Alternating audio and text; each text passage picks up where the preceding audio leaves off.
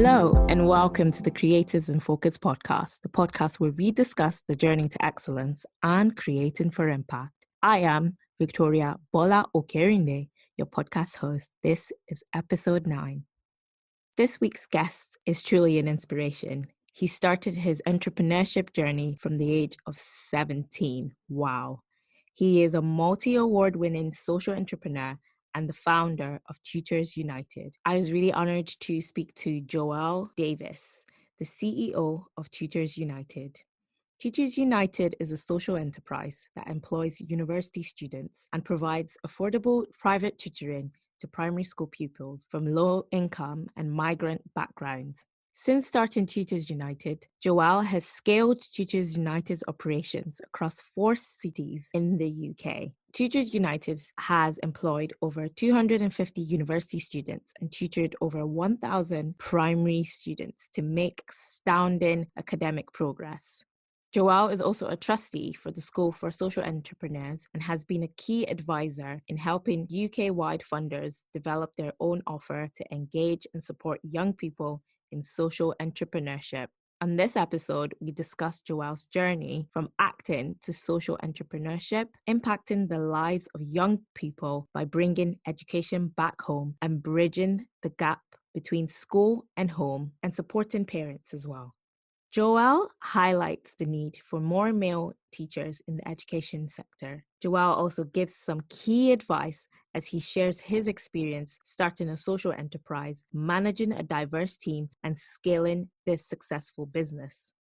I learned a lot from my conversation with Joel and his passion for transformational impact. And I'm sure that you will also pick a few things from our conversation. So let's get straight into it.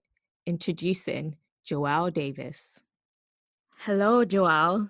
Hey, Victoria, how are you? Hi, I am good. Thank you. Thank you so much for joining me on the Creatives in Focus podcast.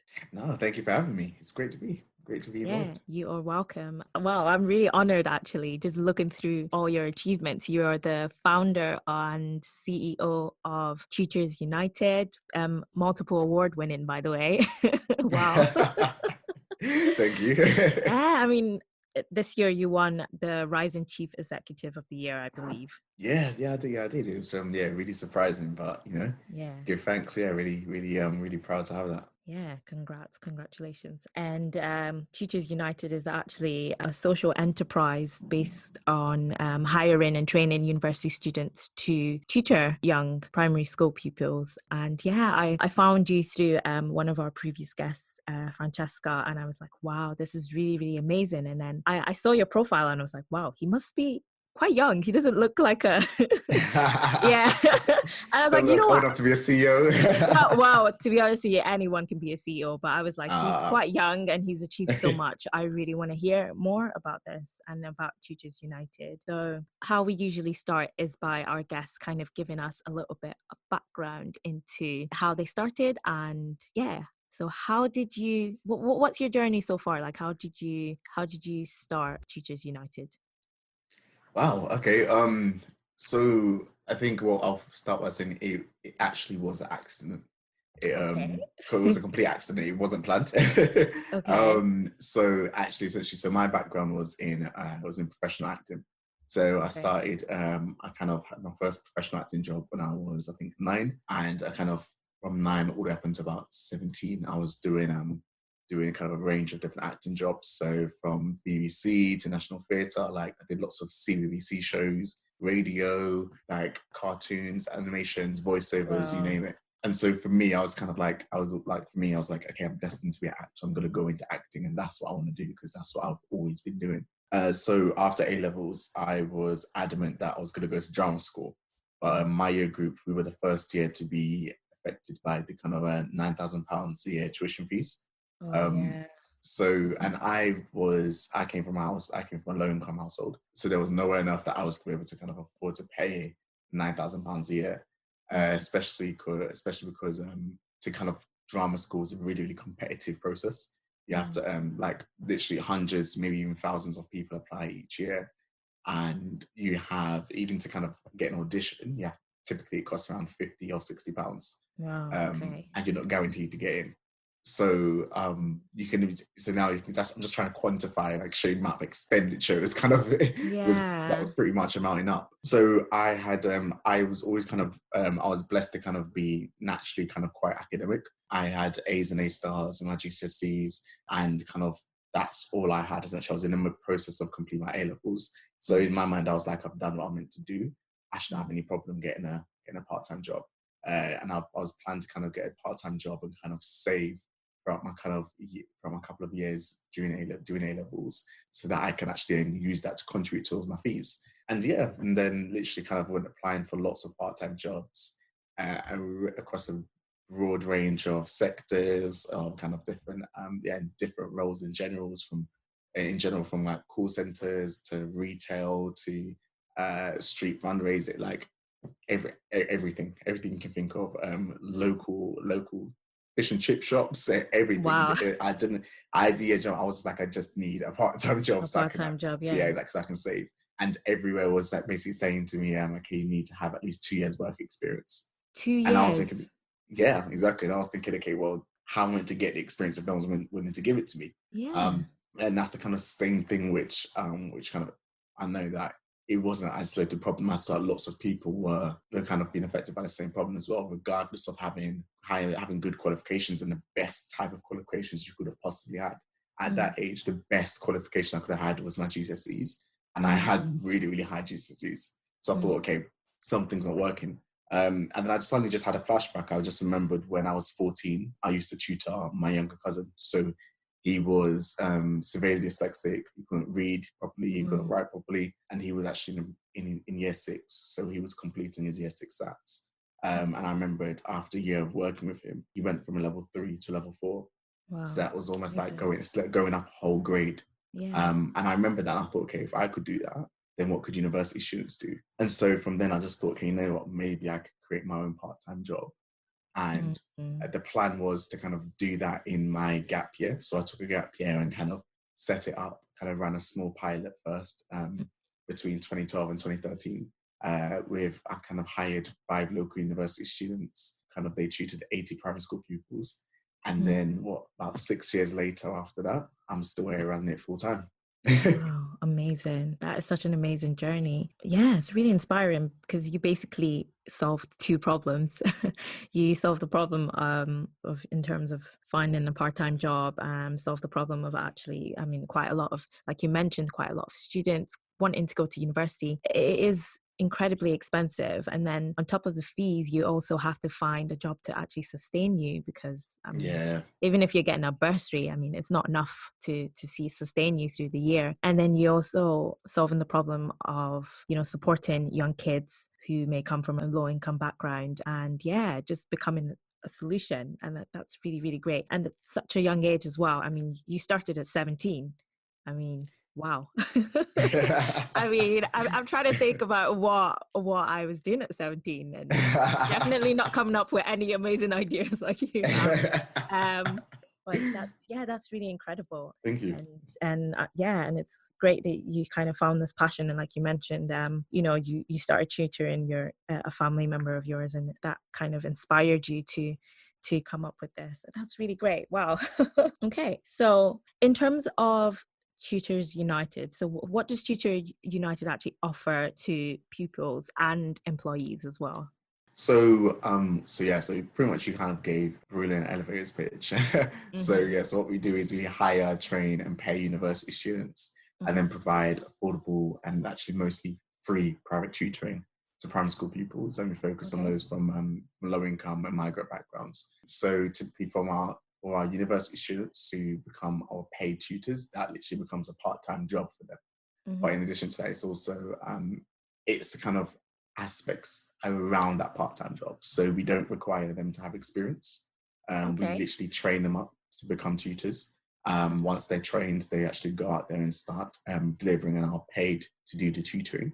So it's actually kind of designed around their university studies. So it's designed to kind of be flexible, rather than kind of having to go into retail and work long hours with a low hourly wage. We will give, for example, a higher hourly wage and low amount of hours, because again, we know that actually what's important to them is their studies, and that's actually what they really want to be committed to as well. So it's actually meant to be a role designed around the kind of university student life, which also equally still challenges them and helps them to develop the kind of right kind of skills and technical competencies that they can talk about, which are applicable to a variety of roles. So from project management to time management to stakeholder management, those are all the kind of key skills which they're developing throughout the tutor role. And kind of on the other side, you have the pupils, pretty much kind of self-explanatory what they get from that really. So they any pupil that's with us, they can be with us typically from year 4 all the way to the end of year 6.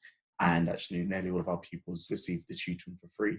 So every single week they will go to, for example, their local community centre most of the time, which is literally opposite their house, and have their Tutors United lesson in maths and English, and have it 30 weeks each academic year.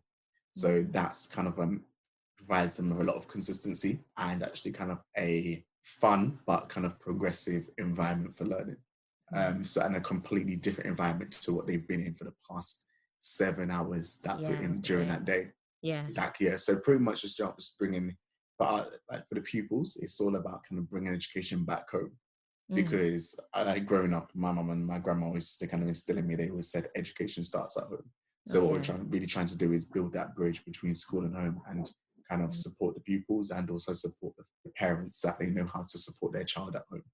That's really great. That's really amazing. I really liked what you said about the building competencies in terms of your employees, the students that you work with. Like you mentioned, actually gaining experience. And I mean, this is something that they can put on their CV, project management, talk about project management, and they're actively teaching. And that's a skill that is really, really sought after. Yeah. And even for the young pupils that are tutored by Tutors United, I think it's really great. You mentioned getting, teaching starts at home, and you mentioned the proximity as well and accessibility in terms of making sure that these young pupils have access to free tutoring, by the way, free tutoring, close to their home, and they don't have to travel too far for it. Yeah, that's really great. So you tutor, the main subjects that you tutor are maths and English.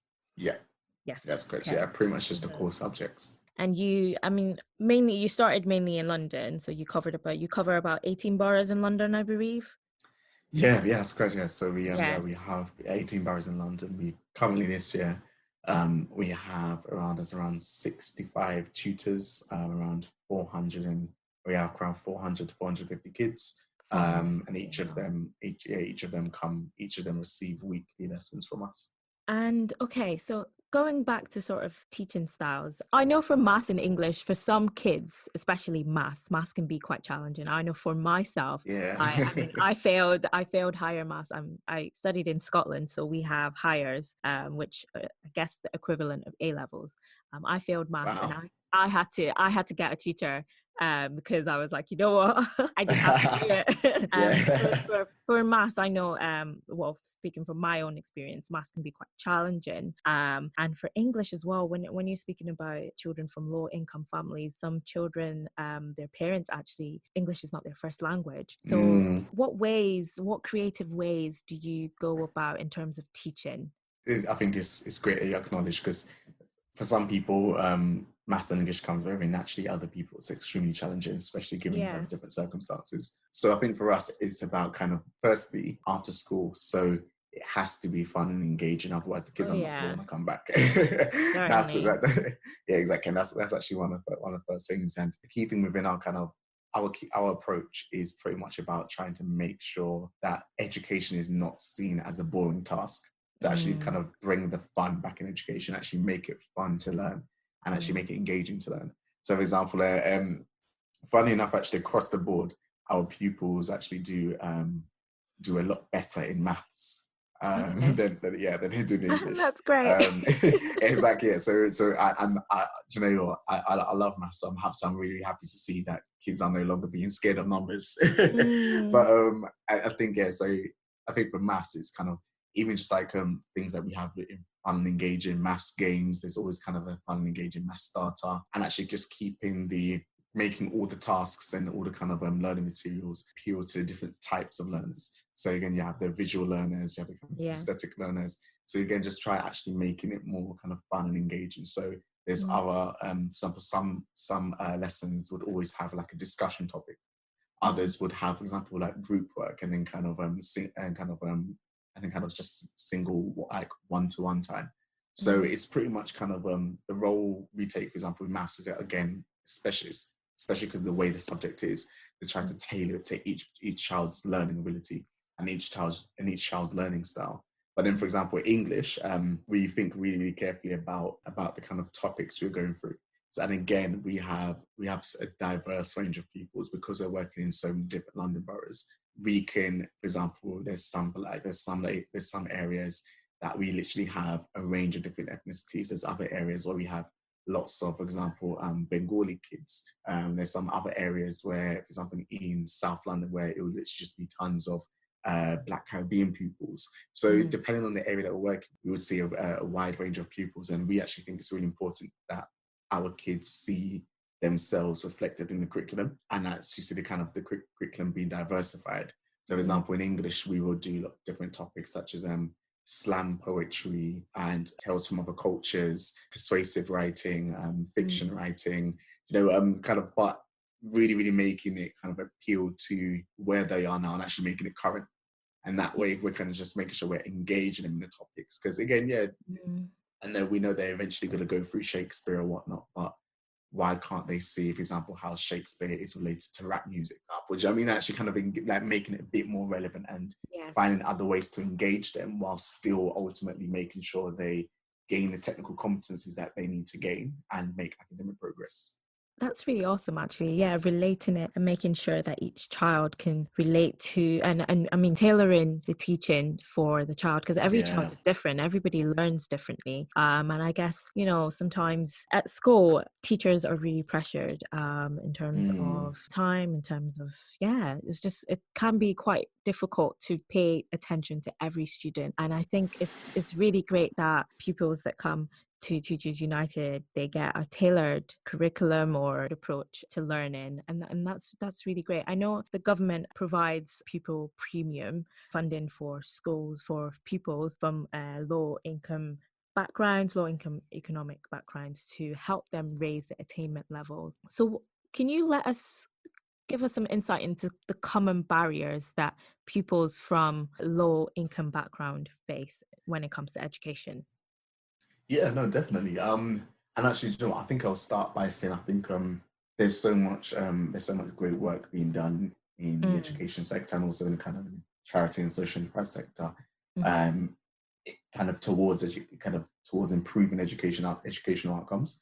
I think what bugs me sometimes is I think just the kind of the language that's being used sometimes is just kind of just trying to, okay, well, low income pupils underperform. But for me, it's actually, okay, what is it about low income pupils? Because it's not just being born in a low income household that makes you academic, that makes you less academic. The two are not intrinsically linked. And actually, what the kind of, if you kind of put it down to kind of like just strip it down to bare basics, it's pretty much the lack of income, or kind of the like essentially the lack of income not helping you to be able to buy a better education. So private tutoring, supplementary education in general is very, very expensive, especially if you look at private tutoring, which starts at £35 an hour. Not many people in this day and age can actually afford £35 an hour on a regular basis to be able to kind of help your child. Exactly. Especially if you look at multiple subjects as well. So that's where you kind of start to see, the imbalance and the inequality within education, and why then kind of their wealthier counterparts typically end up performing a bit better, because then obviously it's just more so the access to funds and what that helps you to kind of get in terms of education. But beyond that, also then looking at the different kind of the different cultural backgrounds, the different challenges that might occur from there as well. Sometimes again and it's not always just for parents, it's not always just for kids who come from who have English as a additional language. Even obviously that presents a kind of a big challenge, especially if they kind of EAL and also living in a low income household as well. But for example, even just putting my, like, using me as an example, I grew up with, like, my mum speaks the Queen's English, but I grew up with my mum and my grandma in the household. My grandma had a really, really thick old school Jamaican accent. So I used to say some words in primary school and everyone would be like, huh?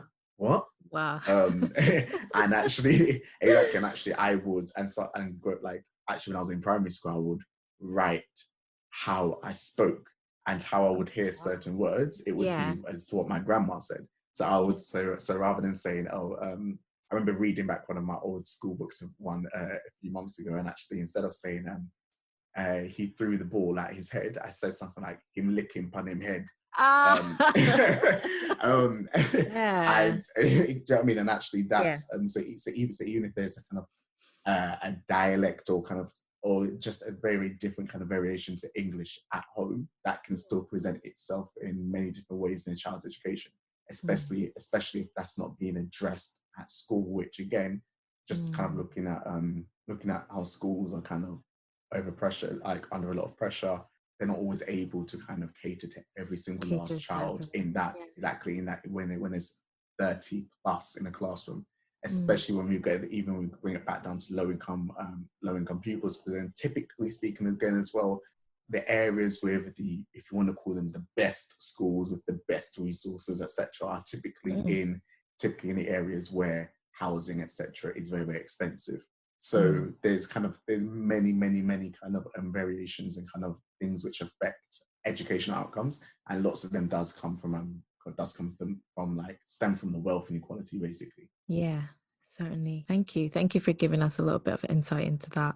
And I fully agree. Within health, there's something called the social determinants of health. So it's not just looking at one aspect of it, looking at the fact that there's low income. There's so many other things that can really limit a young child. I think targeting it through education is really, really one way to ensure that a child, gets the best, can move and can improve and attain much more in life. And as a Black British male, also as the CEO of Tutors United, if you could change or improve one thing in the educational system, what would it be?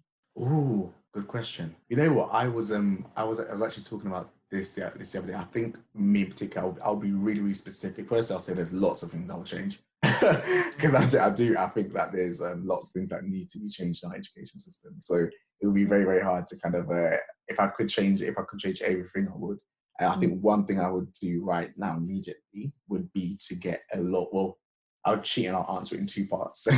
I would say to get a lot more men in primary school teaching, and then specifically a lot more Black men in primary school teaching as well. Even though there's not enough men in primary school teaching, and even if I look back at kind of when I was in primary school, I had a male head teacher, but I never ever once had a male primary school teacher, especially not a Black one. I don't recall having a male primary school teacher, actually. Yeah, not one. Exactly.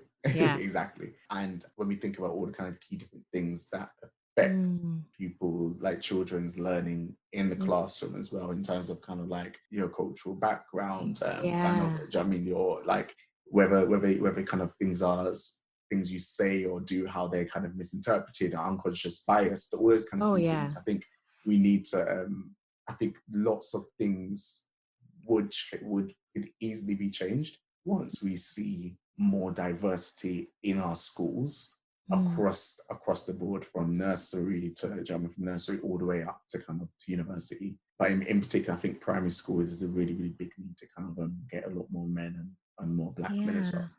Yeah, thank you. I think that is a great point, actually. Now that you've pointed it out, I'm thinking back and I'm like, I can hardly, I had quite a few male teachers in secondary school, but I can't recall any in primary school. And I think, yes, this is something that we should try and improve and try and encourage more Black males to actually going to primary school, going to teaching, because our young people, really representation is really, really important, especially from a young age. Thank you. Of course, yeah. And I think in that sense, well, it's kind of like, if you don't, it's that thing of, where do you see yourself on a daily basis? Where do you see people who look like you and people who are influencing your decisions? Where do you like, where are they placed? So yeah, I think it's very much needed. It's really needed. Thank you. So kind of moving on to your journey in entrepreneurship. So, I mean, you established Tutors United in 2013, and you've kind of scaled it across 3 cities, I believe. You work with a vast number of university students and pupils as well. I mean, what can you give us into a little bit of insight into some of the stumbling blocks and the triumphs you have faced, especially in the early stages of Tutors United? Oh gosh, if I go for all of them, we'll be here all day. Ah. Yeah, no, I think there was. Well, first of all, I'll say I think there's loads, and I'll say those kind of tribes, they never ever stop. Literally, there's always a stumbling block. There's always a kind of there's always a learning phase as well. I think oh gosh, well, do you know, in the very very early days, literally when I was just setting up, I literally didn't. That was when I kind of said to myself, you know what, Jerome, you literally don't know anything.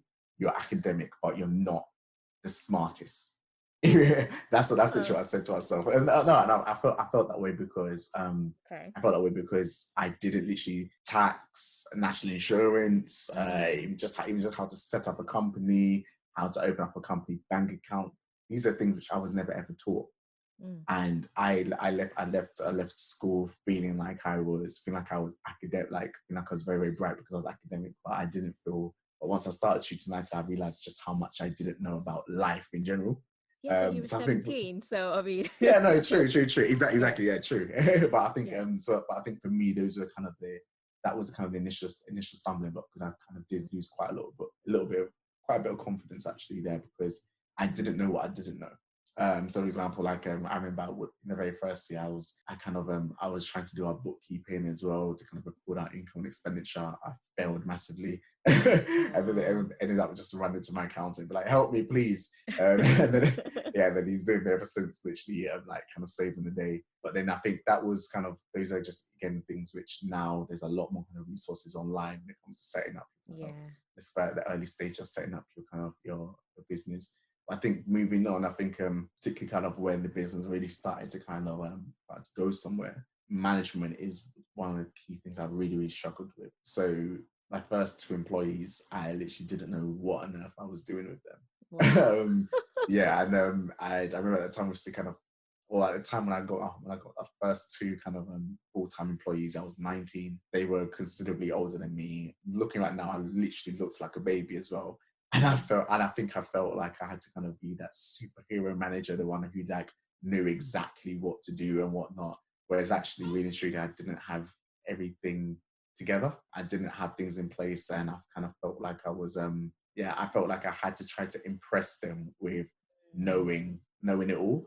But actually, I quickly realized, you know what, it's okay to have humility. It's okay to actually it's okay to not know everything. And actually, that kind of just me trying to kind of put on this kind of facade and make it seem like I had everything together, it was only causing me a lot more stress and a lot more anxiety. So we'll have meetings and they'll be like, okay, so where's this document? We need this document, we need this, and then we need this. And I'm like, yeah, we've got that. I'll be going rushing home and staying up to like 3 a.m. in the morning trying to get those documents together.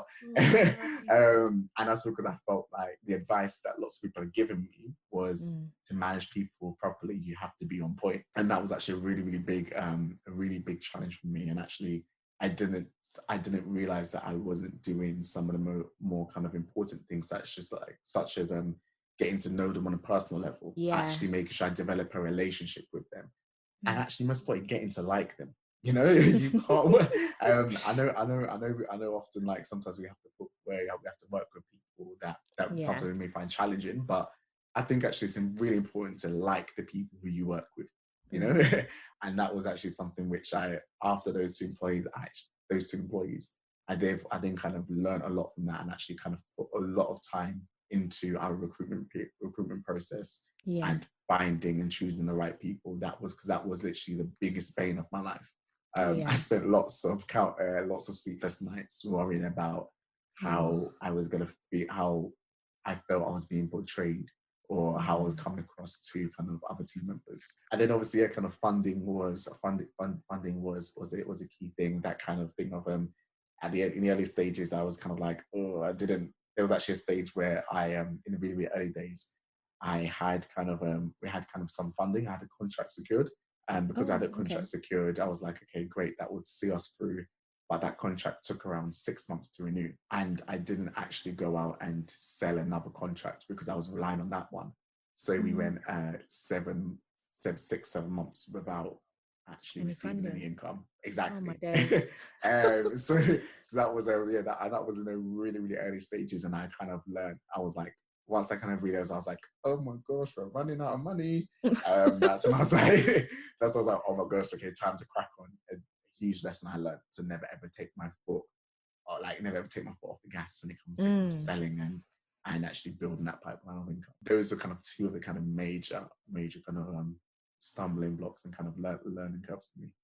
Wow, amazing. I've actually picked up on so much. Well, I mean, one key thing that I've picked up on is really just making sure that you're one step ahead, especially when it comes to funding, and just knowing that, anything can happen at any time, just making sure that you think ahead. And I mean, especially in the early stages of forming an initiative, a business, whatever, the people that you have around you are so important. It's important to have people that really believe and are committed to your vision. And I think it's really great that you've kind of highlighted the journey that you've been on in terms of managing staff. And sometimes people like to throw the blame on other people and say, oh no, they're not doing well, but it's actually looking inward and saying, oh, okay, these are the people I'm working with. How can I, as they're serving this community, as they're serving this initiative, how can I serve them as people that are under me? And I think that's a really important point that you brought out. And I think I will definitely take that on as I move on in my career as a business woman and much more.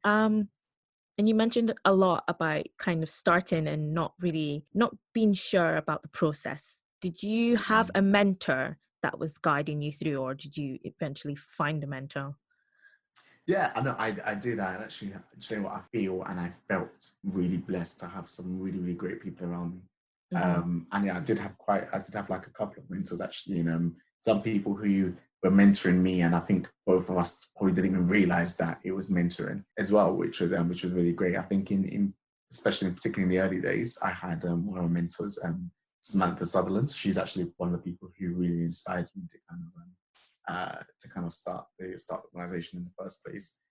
She was kind of, I can't say how valuable she was. I think from kind of like testing my ideas to kind of being a critical friend, and equally, just to kind of be a really, really, really good sense of kind of moral support when I just felt absolutely rubbish. Because there was a lot of those days in the early days where things just wouldn't move as quickly as I would want them to, or things. I would feel like, okay, I would be getting a lot of no's, and people just wouldn't be replying to me. I'll be like, why not responding to my emails? And why is the receptionist not passing on my phone calls to the manager? And a lot of those things, actually, those things can be very, literally, they can just be kind of like almost soul destroying. And my mentors were instrumental in just kind of keeping me in high spirits, actually reassuring me, like, what, these days, those kind of low days, they are going to happen. It's not going to stop. Even when things are going well, there's still going to be something else which you're going to consider to be low. And actually, most importantly as well, being a kind of sense of another source of value as well. So I kind of also had other mentors who will be like, okay, cool, what are you going to do next, and how are you going to improve this? So a great source of holding me to account, as well as obviously kind of as well as also kind of making sure that I uphold the standards that I say that I wanted to. So Thank you. They were fantastic. Yeah, I've picked so much from that. I picked the need to be resilient. I also picked accountability as well, being accountable to yourself and to others. And in terms of accountability, are there any principles that you live by? I would say, I think, well, for me, kind of doing what I'm saying I'm gonna do. That is literally Being a man of your word. Yeah, exactly. 100%. But I think particularly as well, I force myself now anytime.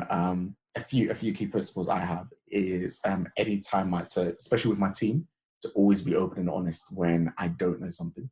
Yeah. To be open and honest about, and actually to kind of be very, very transparent with my own failures, whether you want to call them failures or kind of learning blocks or whatnot.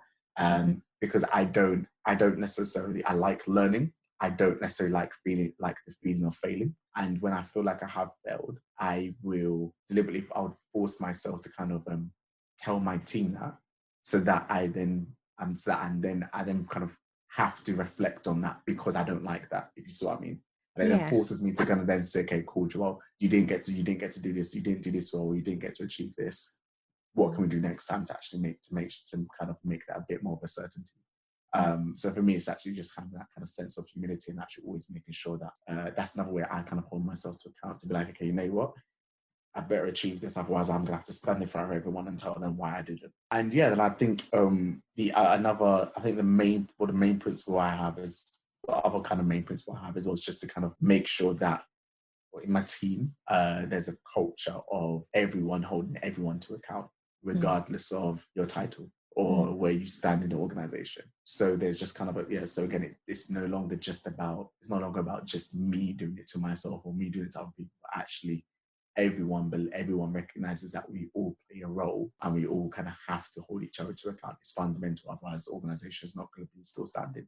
So great, thank you. I think they're great principles, especially humility as well. And it just makes you someone to be easy to work with. I mean, your staff will feel free to talk to you, to open up to you, and bring up ideas as well if you're humble. And accountability for yourself and within your team as well. Thank you very much for sharing some of the principles that you live by. As an aspiring CEO, I'm just noting down everything. So you mentioned a little bit about the things that keep you grounded and motivated. So I'd like to ask a little bit about what you do in terms of your well-being, because running a company, running a social enterprise for 6 years, I mean, it's quite a lot. So how do you make sure that your well-being is all good? Oh, you know what? And I'll be the first. I'll be very open and honest and say I'm still working on that as well. For me, that still is a very much an ongoing journey, and I think actually realistically it always is. But for me, there's a few things I do. So, for example, I have to be happy in work. The moment I feel like work feels like work, I'm no longer happy. So for me, I really have to be happy with my role. Because otherwise, if I'm not happy with my role, I'm literally not. It's gonna change my aura. It's gonna change everything about me. And so I remember I kind of went the phrase where I was looking, okay, what are the key things kind of that will kind of help me feel like I'm looking after myself? So the first thing is, I'm not a morning person. I don't literally get like I do not like mornings. It's very, very, very rare when the team see me in the office before 9:30. And actually, I was like, you know what, Joel? Yeah, I like to get a good night's sleep. I like to take my time in the morning. I don't like to feel like I'm rushing out the door. So you know what? I just said, okay, if everyone else wants to do 9 to 5, 9:30 to 5:30, that's fine. But I'm not getting in the office before 10 a.m. So that's what for a me, CEO can do. no, exactly. Perks of being CEO. But I know as well. For me, I recognize that not everyone is an early bird as well. So even with my team, they will have the option as well if they want to start at 10 a.m. And for me, I was like, that just gives me enough time to, if I want to wake up in the morning, go do exercise, if I just want to wake up and just center myself, or regardless, it just means that, okay, that's something which is going to keep me happy with my routine. The other thing which I do, I try my best now. I don't literally, I've put like do not disturb on my work phone after 6 o'clock. So after 6 o'clock, like my phone goes on do not disturb. You don't need to be checking emails past 6 o'clock. And I can understand. I completely get it as well. Where like you just want to make sure you're on top of things, and in case an email comes, literally like really late in the night for the next morning, which something you have to jump on. But you know what? You'll see it when you're supposed to see it. Exactly. And if something is really, really, really urgent, and someone really, really needs to contact you, kind of like in the middle of the night, they will find a way of doing it if it was that urgent. Do you see what I mean? So so for me, it was just like, you know what? Yeah, don't check emails part of that, because it's not healthy. I'm never ever switching. It means I'm never ever switching off. And then for me, most importantly, actually, the other key things is like making sure I'm actually utilizing my weekends and doing stuff on my Yeah. weekends beyond work. So, do you know what I mean? Actually carving out that time for me. And I must admit, in the early days, it was a lot harder to do that because I felt like I had to kind of be working nonstop. And other things were like even when I'm going on holiday, I now leave my work phone at home. I don't take my work phone on holiday with me. Ooh. I'll put over, yeah, if I feel like I really want to be like extra cautious, I'll change my voice and voicemail and I'll say, hi, blah blah, I'm away from these days, so leave a message or get back to somebody or somebody in the team or contact somebody else in the team. But I'll literally turn off my basically go on holiday and make sure I don't have access to my to my work phone, and literally even I won't put my work emails on my personal phone either. So completely, like, literally force myself, make it very very hard for me to check emails. And again, literally just because you need to have. I realize for me, if I don't force myself to switch off, I never will. I will literally become a robot. Um, Oh. yeah, so for me, it's all about kind of finding ways to switch off of work and to not feel guilty about not Oh doing the work. yeah. Yeah, that's so important, not feeling guilty, because I know especially when you're so invested in what you're doing, you feel like, I just have to push it. I just have to put in one more minute, Mm, one more hour. But really it's actually prioritizing your time, prioritizing your well-being. I think, yeah, that's so, so important. And yeah, you've yeah, mentioned key things, key practical things that you can do to ensure that you kind of you have some time to just clear your mind as well. I mean, like you said, not taking your work phone on holiday, that's very, very important. Ensuring that ensuring that you're just not disturbed for the time you've carved out for yourself to re-energize. Okay, wow, thank you. Yeah, so what is next? Well, for you actually, I want to know what is next for you as CEO and any other exciting things that you're thinking about. so I guess for me, it's pretty much looking at kind of, okay, what is the I'm kind of in that phase of like, okay, what is the future of Tutors United? So Mm, I've kind of grown up with Tutors United as well. mm, So yeah, pretty much looking at, okay, what does Tutors United look like in the next 5 years, and even post me, or post Joelle as CEO. yeah. So pretty much just kind of carving out that kind of vision really. So we're in the process of actually expanding to the Midlands, which is really Oh, exciting. okay. Starting in Birmingham, which we can't wait for. And yeah, then I guess for me, I kind of what I'm really looking forward to with that is I kind of feel like I've made the transition from when I first started Tutors United to be as being like an entrepreneur, or a social entrepreneur, and then going into kind of almost like becoming a business owner and then kind of managing the day to day, and almost like a managing director. And now I feel like I'm kind of almost going back into kind of like social entrepreneur 2.0. Yes, I'm kind of like now looking forward to kind of doing a lot more innovation in Tutors United. For me, it's actually about kind of looking at systemic change. So how can we go beyond just running great tutoring programs? How can we actually change the education system?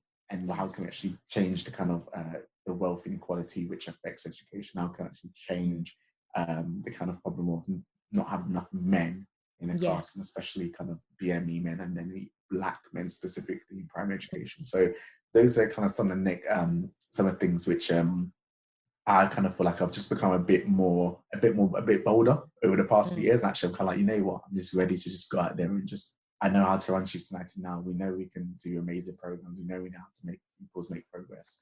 Mm. Let's actually just go in and try to shake up the system a little bit. Yeah. Yeah, I like that. Shake up the system. Yeah, Yeah, and yeah, looking forward to hearing more from you and from about the transformational impact that you're trying to make in the educational system. So this will bring me to the section of the podcast which is called the quick fire questions. So I will ask nice. you just a few questions and you just tell me what comes to you. So what advice would you give to a young boy who has dreams of starting up his own business or enterprise? Ooh. I would say think about it, but don't think about it too long. Okay. Come up with your idea and just run ahead and do it. Don't be afraid to make mistakes and just go out there and see what happens. That's great. Thank you. So what does social entrepreneurship mean to you, and why is it important?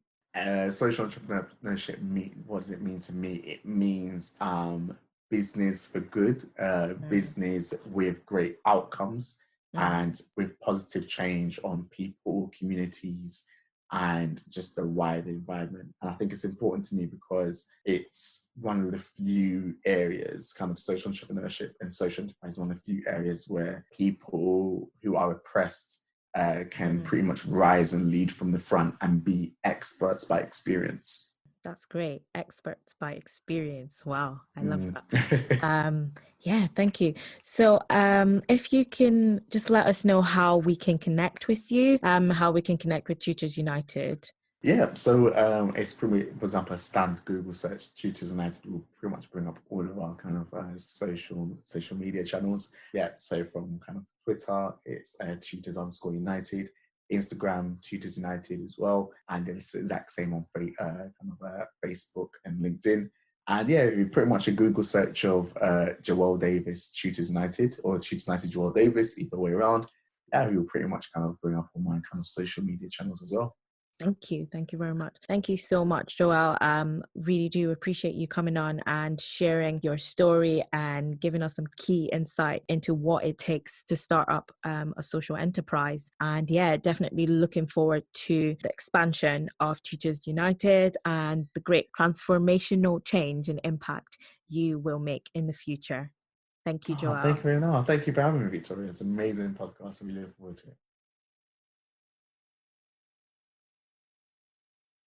Wow, that was such a great conversation with Joelle. I really, really enjoy speaking to a diverse range of individuals, creatives, entrepreneurs creating for impact. We only have a few weeks in 2019, and I've really been pondering on how we as creatives and individuals can actually be solutions to problems in our community and sphere. This is a goal I've set for myself in 2020, be a problem solver.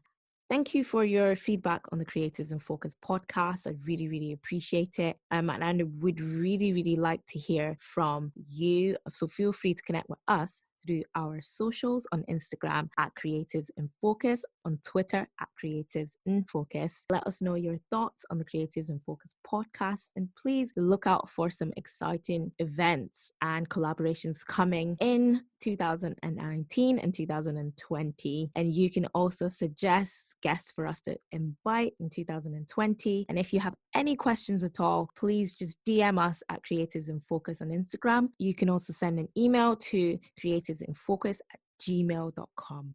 Until next time, influence change and create for impact.